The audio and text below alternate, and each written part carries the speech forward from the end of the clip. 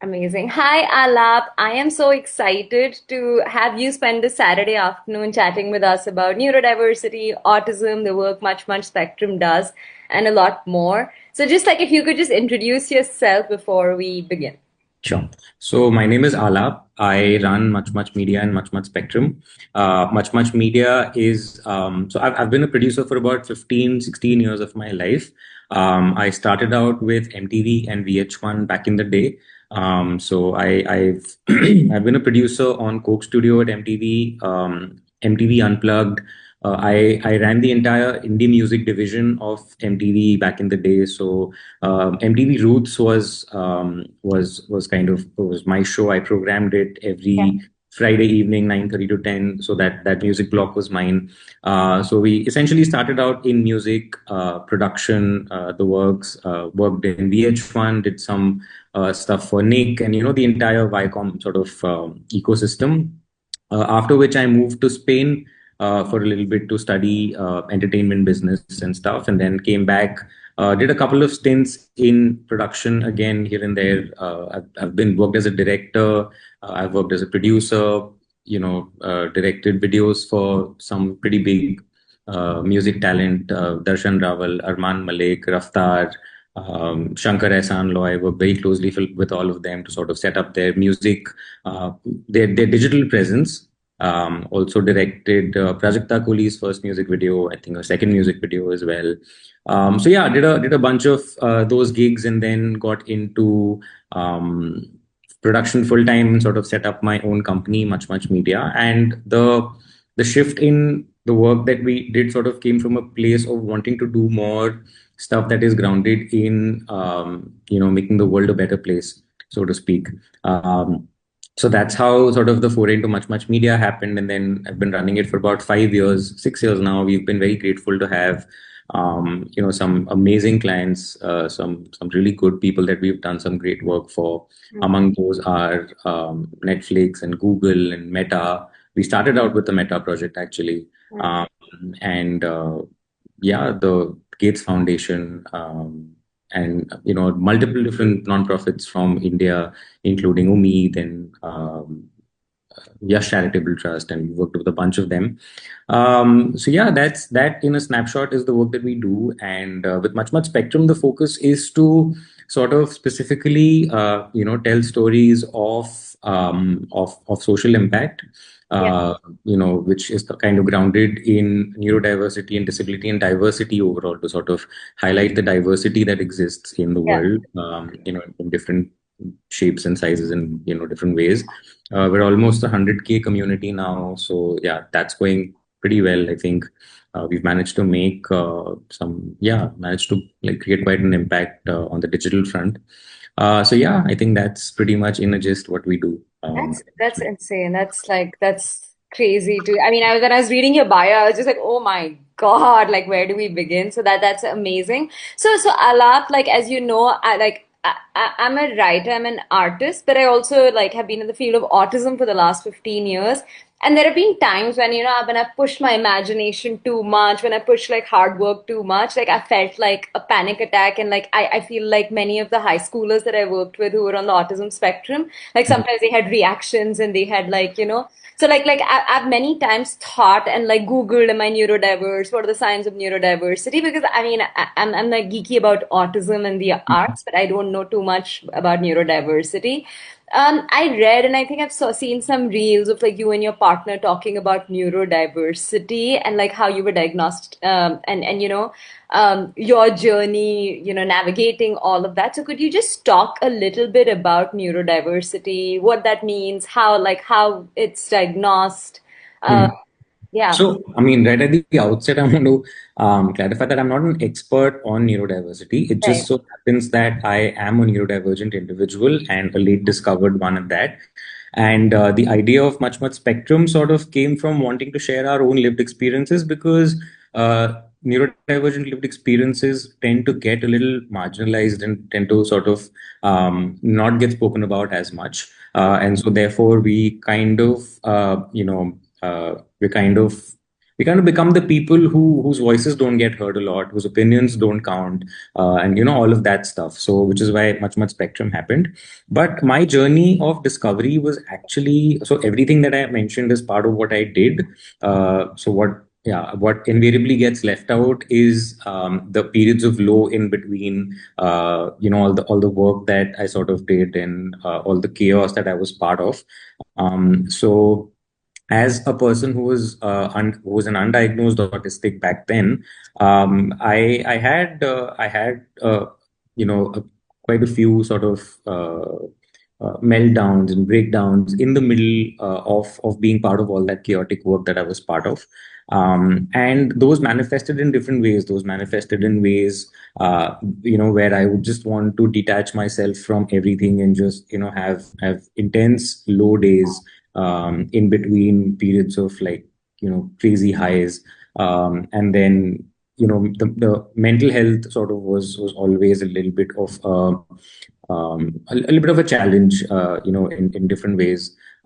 Communication. I mean, I've since sort of, because I've also been doing a lot of work on myself through therapy and stuff. I've since been able to communicate really well, but back in the day, I couldn't also communicate that well exactly what was happening to me. There was, there's alexithymia, which is, it's something in.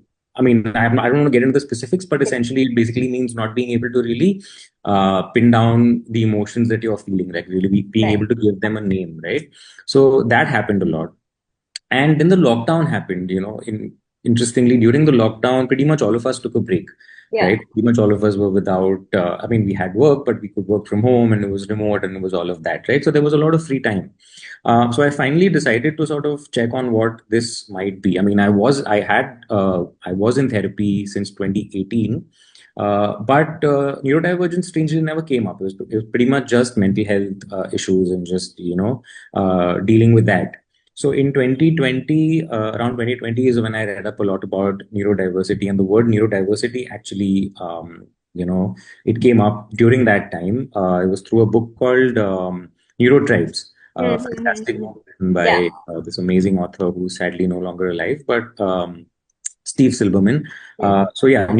The Neurotribes essentially opened up the entire world of neurodiversity to me, and it was kind of like I call it like my Bible, because it was something that really helped me discover myself and my identity, and why certain people are the way they are, and the entire history of that world, right? So that unfolded, and simultaneously I was having conversations with my therapist and with a bunch of other different people, and then someone recommended I go in for a for I go to AFA for an autism diagnosis, and I was Yeah. like, that's absurd. I Yeah. don't think that is what this could be. But then Neurotribes kind of showed me the entire spectrum, and what the different ways in which autism manifests, and the different ways in which it presents, and the fact that it is truly a broad, wide spectrum. So then I did go to AFA, and then the entire diagnosis process was, I think, about 6.5 to 7 months long. It had like 8 to 9 sessions, and they really delved like deep into my past, and Wow. everything I had experienced and stuff. And that's at the end of that those sessions, it was they gave me a diagnosis. Yeah. And yeah, so that was quite revelatory in a sense that I finally figured out the ways that in which I could accommodate myself, and the differences in which I presented and expressed myself and stuff like that. And yeah, it really helped me sort of create an environment around myself where I could hold myself better. I could function better. So now, it's just small ways in which we accommodate ourselves. We take regular breaks, and we Yeah.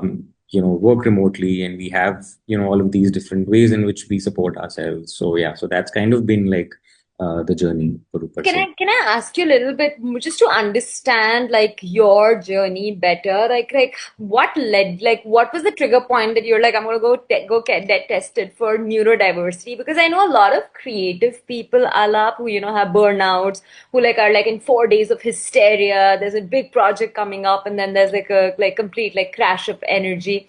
So what made you be like, this is not like just a creative burnout, or like like a complete like I've over pushed myself and like this is something else. So what was like the point of trigger that like made you wonder? One of the things for me Hmm. uh, was that when I was reading Neurotribes, Huh. I identified with a lot of the things that small things that the author says, about how autistic children behave. Autistic children who usually don't get diagnosed for autism early on in their lives. So, sorry. So a lot of those things related to me. So like one small example is, and this actually spoke to me a lot, and that's when I remember going up to Aditi, who's my partner, and I remember telling her, uh, this is something that I used to do, and that thing was very simple. It was the small child that Steve Silberman talks about, who has this habit of memorizing number plates, car number plates, Yeah, yeah, yeah. and he doesn't the child doesn't sort of remember people by their name, but if you give them a number plate, he sort of remembers who the person is. And I used to do that as a kid. So that was just one thing. Obviously you can't, again, an autism diagnosis is not really like loose you know traits here and there that sort of point to something. I think it's a much larger pattern that they identify. And again, I'm not an expert on autism diagnosis, so I won't be able to delve too much into that. But what I can say is that I think the assessor saw these repeated patterns in my life in which I would express things in certain ways, I would be a certain person, I would mask, Yeah. and all of those things. So repeatedly, all of that happening over multiple years is, I think, what differentiates it from just having like a burnout or doing intense periods of work and then intense periods of. I think that was just the trigger point that led me to the diagnosis. But I think um, yeah, I think everything else was always there. I mean, all the patterns were always there. It was just I found the words through that experience, through those experiences. This is how I think I would put it. Got it. Amazing, amazing. That's super interesting. Yeah. And how did like it was like when you and Aditi, your partner, met, like were you was like are you both of you are neurodiverse? So did she have the diagnosis beforehand? Or like how did and how did you both meet and like did neurodiversity or being neurodivergent play a role in it? Because I know a lot of like couples who are both creatives, who are both neurodivergent, and like a little bit of what got them together and the chemistry is like the way they think and the way they work and yeah. So Aditi and I met on the first project that Much Much Media took on.